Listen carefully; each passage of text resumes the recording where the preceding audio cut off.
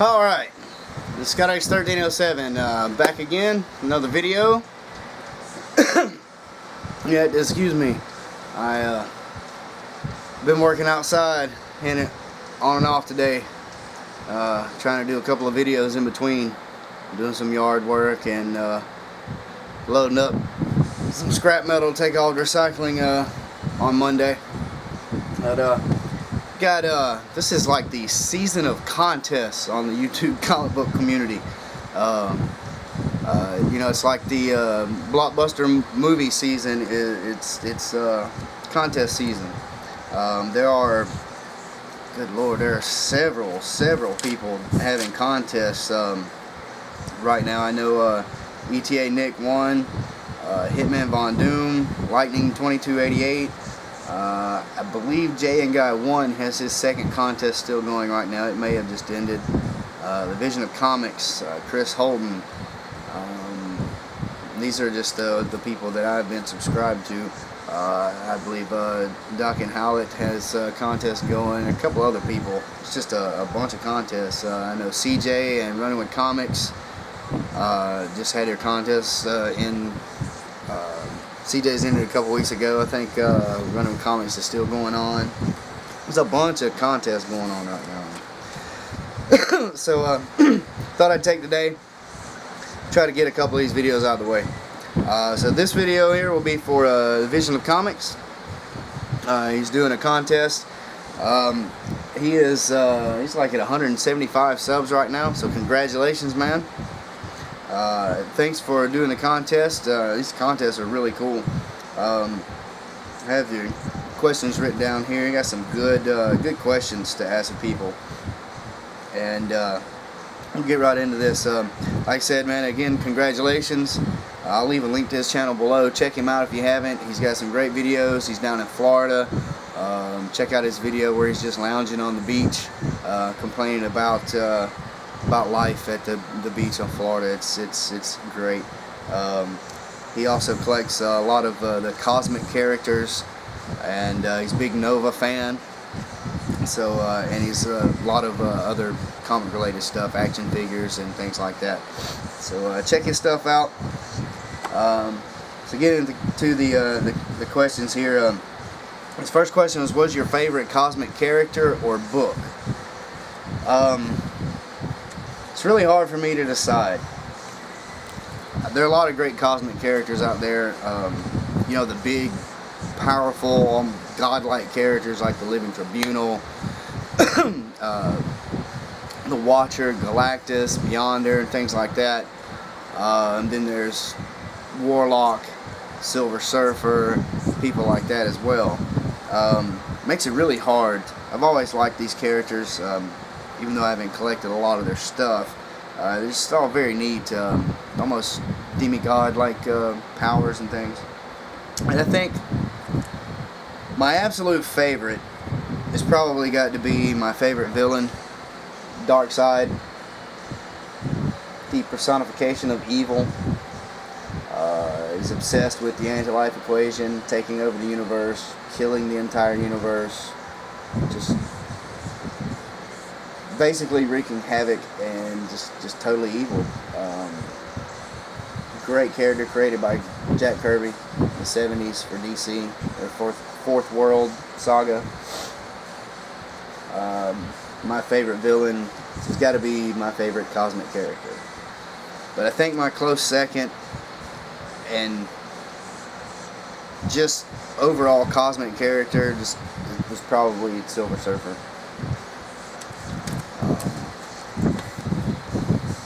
Favorite book though, and this, I don't think this is far-fetched. It's a little different because it's DC and their cosmic characters run a little different than Marvel's, but of the series that I've read a number of issues of would have to be Sandman. I know he's not really a cosmic character, but he has a lot of interactions with the different cosmic characters. He's very powerful in his own right. He's dealt with Lucifer and the other lords of hell in the DC universe. He's dealt with Odin and Thor, Egyptian gods. So I'm gonna put that in the realm of cosmic universe, at least for DC. So, and it's a great series, the Sandman Vertigo series. Right now, this next question is favorite licensed character, and there are a lot of great ones: Conan, Red Sonja, Tarzan, Aliens, Predator, Transformers, G.I. Joe. But right now, one that I've been really getting into, and I'm trying to complete this series, is Johnny Quest. One of the greatest cartoons, at least American-wise, ever made. And this series here follows in the same vein. It adapts some of the TV show episodes. And it's been a great comic book. If you like Johnny Quest, I recommend picking up. It's from Comico in the 80s. Still fairly cheap. Not the easiest thing to find, but you can find it. Midtown Comics has a lot of their issues. I found a bunch at the flea market, and that's what turned me on to them. But it's really well done. And this cover here is Doug Wildey, who did a lot of the character designs for the TV show. So that helps to keep that kind of show flavor. Next question is favorite origin story. Again, that's another one that's really hard. I mean, in all of comic books, there's some great origins. You think of Batman, Superman, even Wolverine, Wonder Woman, Incredible Hulk, Magneto. But my top two, and I can only narrow it down to two, I'm sorry, would be Silver Surfer's origin. And I don't have issue 1, but I have the reprint Fantasy Masterpieces. Just the fact that he took on the role of Herald of Galactus to save his planet, and he ended up saving Earth and other sentient beings throughout the universe by not leading Galactus to planets with life. And he did all that for the woman he loved and for his home planet. He ends up getting trapped on Earth. It's great. It's really sad. It's really powerful. And I think that's what helps make him a great character. My other favorite origin would be the X-Men. And it's not necessarily the issue 1 story of how they formed, but it's how the X-Men, how mutants came to be. The fact that it lies in their DNA, that they are human, and that potential extra gene in their DNA gives them weird and varied powers. It is, of comic book origins, it is, to me, it's a little more realistic, a little more scientifically theoretical. I know powers like you see in here probably would never come to be, but it is possible that something could be tweaked in DNA to make people stronger, faster, smarter, possibly even give them mental powers, telekinesis, telepathy, who knows. I just think it's very far off and it's far-fetched, and if it ever could happen, it would be thousands of years in the future probably, but still I think it is more real in the realm of realistic than a lot of other things. Not to say there couldn't be an alien from a planet come to Earth and gets magic powers from the rays of our sun. I mean, that certainly could be theoretically possible, I guess. Who knows how extraterrestrial life would be, but anyway. Then he asked, what's your most anticipated book? And I don't read a lot of current titles, and most of them are indie. And I don't go through previews and things like that. And really, my focus is back issues and cheap books at the flea market and things like that. But other than current issues that I am collecting, like Afterlife with Archie, which every month, that and Red Rover Charlie, and I'm sad to see that's ending. It's a mini-series. Those two books each month, I wait for them to come out. As soon as they come out, I got to get them and read them. They've been so good. Other than that, there's a title that's put out by 2080. It just started, and I believe it just came out a couple weeks ago, and I missed it. It's called Brass Sun, and it's a genre I haven't heard of before, a clock punk series. Basically, it's like a man-made or some kind of being-made universe it's almost like steampunk. It's a big brass clockwork, like an orrery is what they call it, and it's like a representation of the solar system, but each little thing that represents maybe a real planet that little thing is also a planet, so it's its own little universe. Sounded neat. The artwork looked really great. I don't have the issue yet. I'm trying to find a copy of it. But if you look up that title, Brass Sun, it's put out by 2000 AD. It looks really, really interesting. The artwork looks incredible. So I'm looking to find that one. Now, as for what I'm trying to collect currently, you know, current titles, Afterlife with Archie, Red Rover Charlie, Alex and Ada, Black Science, things like that. Back issue wise, it's a lot of stuff, but mainly right now I'm focusing on Uncanny X-Men, and here's my notebook with Uncanny X-Men. I've got 1 to 300 here. My main focus is 100 to 300, so you can see the early 100s is where I need most of the issues. I will collect, or try to collect, 1 to 100 slowly whenever I find them cheap. I'm sure issue 1 I'll never find for a price I can afford, but who knows. And the New Teen Titans series from 1980s that turned into Tales from Teen Titans. That's Marv Wolfman and George Perez. Really, really, really killer art, great stories. Kind of an underrated series, but it's picking up a lot of steam now. Other stuff, any Dawn issues I find that I don't have, I pick them up if they're affordable, you know, reasonably priced. The Johnny Quest series from Comico, I'm also collecting. Looking for a lot of those issues, especially the 20s. Apparently those are harder to find. Probably lower print runs as it got towards the end of the series. It's a great series though.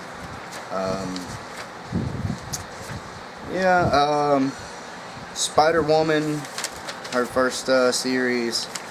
Wonder Woman books between 200 and 300 I've been picking up lately. Things like that. And that's pretty much my main focus. Otherwise, I pick up anything that looks neat. A lot of off-the-wall indie books.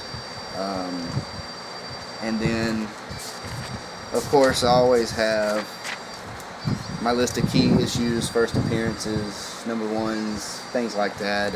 Anyway, anything from you know, Kazar to Miss Marvel, Battlestar Galactica, Howard the Duck, number 1. You know, Richard Dragon, number 1 from DC. Original Sandman, number 1 by Kirby, which I ended up picking up. Green Lantern 116, 76, 87, things like that. Just key issues. And I keep it all in here. Finally got most of it condensed down into this one book, and I was inspired by a bunch of other YouTubers who had done it this way. It's by hand. It takes a little extra minute to do, but to me it's easier than getting on the computer and doing the whole spreadsheet thing, which I tried once, and I don't like typing. It makes my hands hurt, and to me it takes longer than handwriting, so I do it this way now.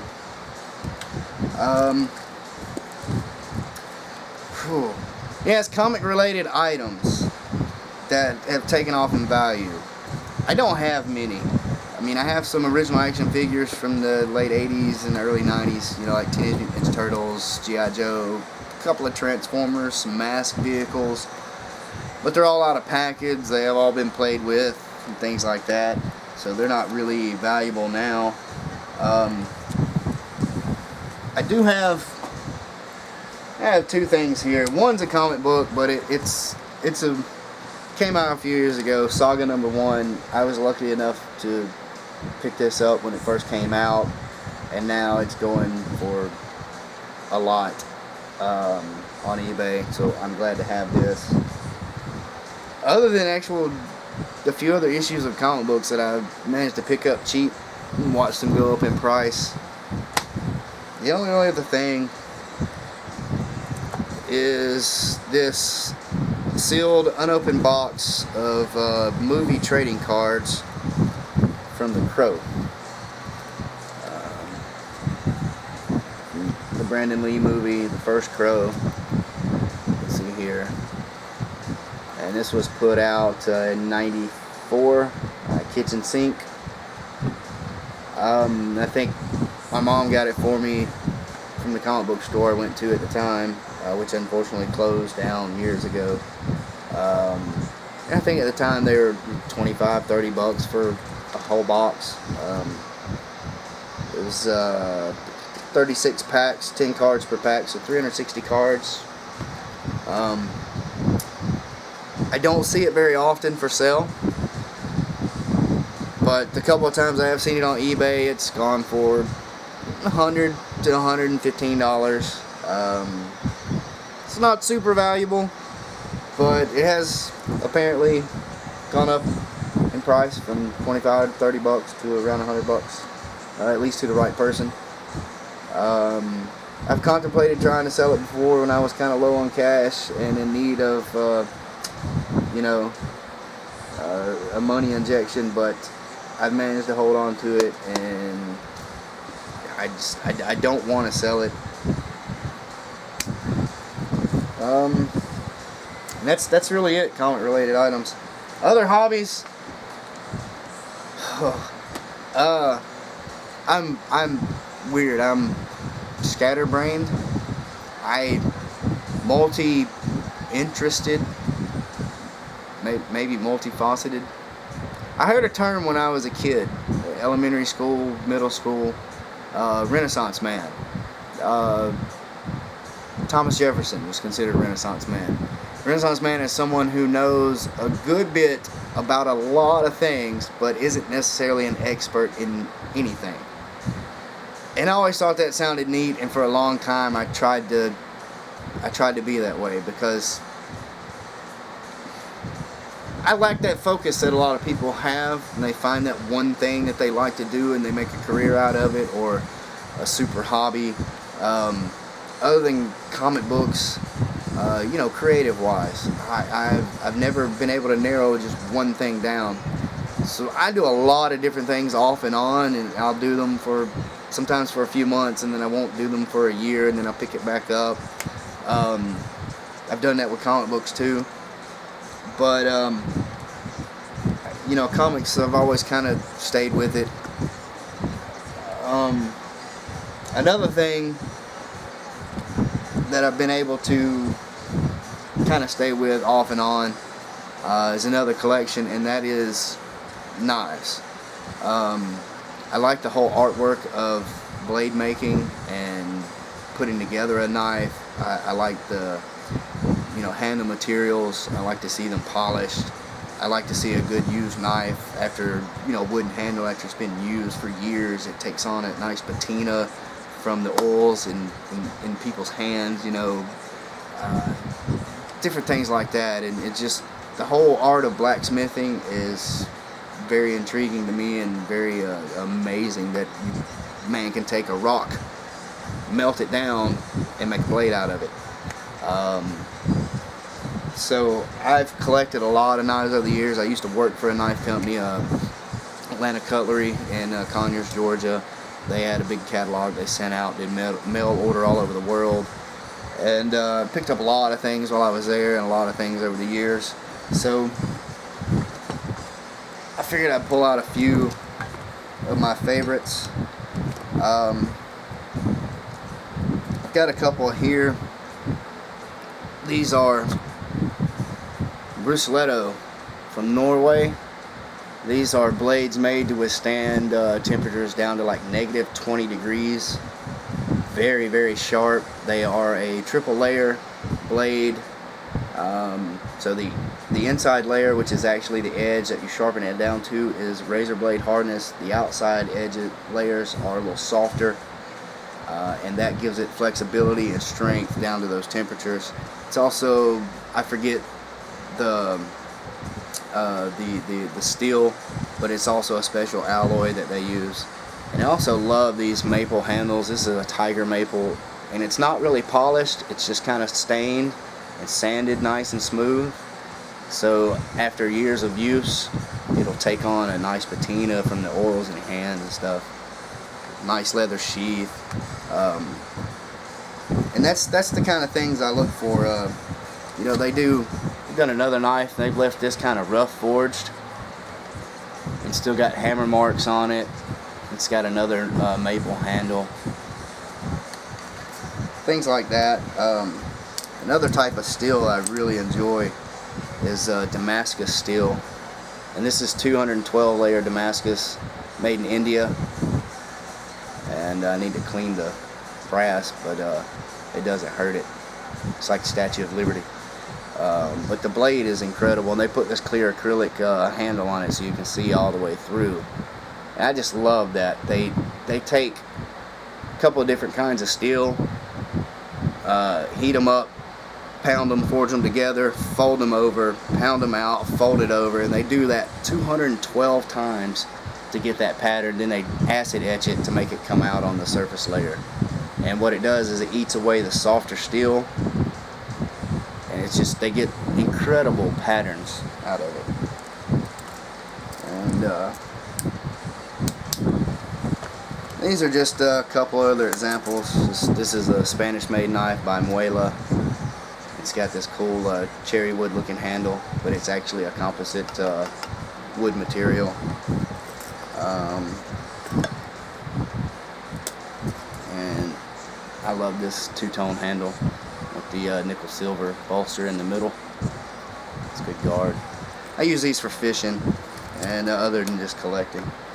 And for a while I was actually a little bit into knife making. I didn't have the resources and material to make my own blades, but fortunately there are places you can buy pre-made blades, and the place I worked for had pre-made blades and other materials, pins and handle material stuff, and I took a shot at making some handles and stuff. This is a nice Damascus Bowie blade I picked up, put this Coca Bolo wood handle, sanded it, stained, nickel silver pins, you know. It's pretty nice. This is like the first or second one I ever did. And then I always liked the shape of this blade. It's a sailor's drop point. And this handle here is actually red oak. And I stained it, sanded it down. Fits pretty good. Makes a good little, would make a good skinning knife if you hunted. This blade is also good for cleaning fish too. So there's that, and I like to fish. I go up to the mountains, go to little mountain streams. I like trout fishing. I don't always keep them. It's just fun catching fish, so a little bit of my tackle. When I go hiking and things like that, I take that and a fishing pole. And another thing I really love to do is photography. And I'm still stuck in the analog era. I use a Canon 35mm. I had a Nikon. I gave it to my sister. And you know, a couple of different lenses that I use. This is a nice wide angle. That's my pretty good telephoto. It's a 70 300mm, and I forget exactly what this was.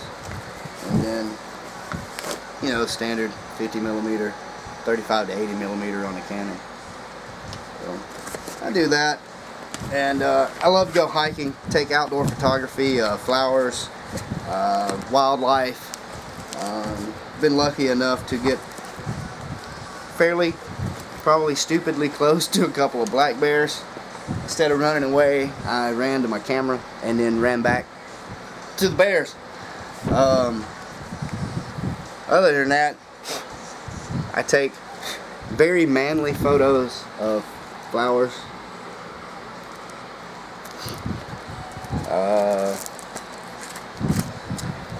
Butterflies. This is from Callaway Gardens in South Georgia.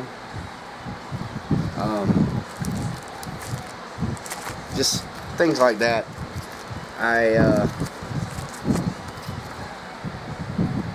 You know, what can I say? I like the outdoors. Flowers are pretty.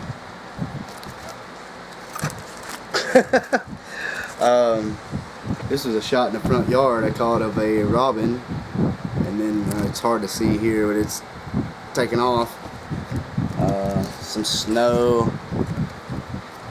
Picture of my sister in the hospital. She had my niece. Also love to go up to places like similar to Stone Mountain. It's called Arabia Mountain, Davis at Arabia Mountain, Panola Mountain. It's just big granite outcroppings, and they're neat as hell. See lots of neat patterns in the rocks and plants and things that only grow on these granite outcroppings, like these little moss that flower. And they build up little pools. That's where you find actual sea monkeys in the wild. Granite outcroppings, pools of rainwater. You go to the right one, you can see sea monkeys. And they're pretty cool. So that's Panola Mountain. They actually made into a national landmark to give it more protection. And I also really love black and white. You know, I'm not a pro, but it's fun. Gets me out of the house sometimes. So alright, man, I do a lot of other stuff. Read regular, you know, books, novels, sci-fi, fantasy. As you can see here, collect a lot of movies. I'm getting into collecting prints and some action figures and things. A lot of movies, especially animation. That's a lot of Japanese anime, and then a lot of like DC animation, and I have a couple seasons of Gargoyles, Batman animated series, things like that. So alright, man, video went way too long. Congratulations, and I'll leave a link below to TheVisionofComics channel. Check him out. Thanks for the contest. Sorry for going so long. It's had some great questions there. So take care, everybody. Check his channel out. Keep reading those books. Later.